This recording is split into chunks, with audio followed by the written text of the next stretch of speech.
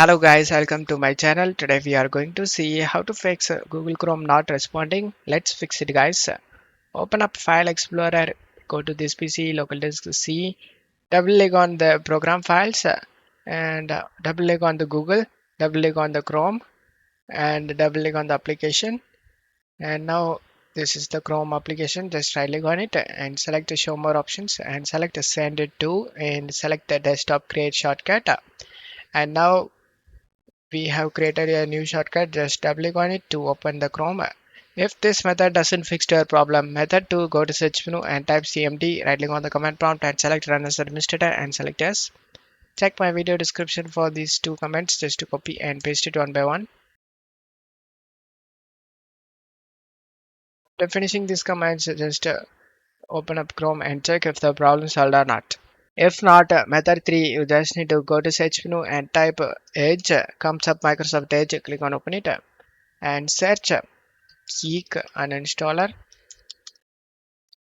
and press enter. Select the first site. Select the download option and download it. Select the zip and it will start downloading. After getting download and select this folder icon, double click on the Geek, double click on the application and select yes. Now find Google Chrome, just right click and select uninstall and select uninstall again.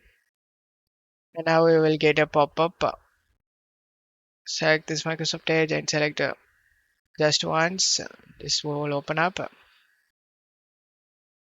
And now you will get some leftover file traces found. These are the leftover files guys. Select the finish option and this will completely delete the Google Chrome from your PC.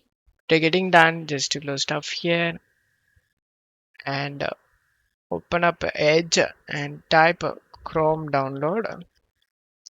Press enter. Select the first site. Select the download Chrome option. After getting download and click on it and install it.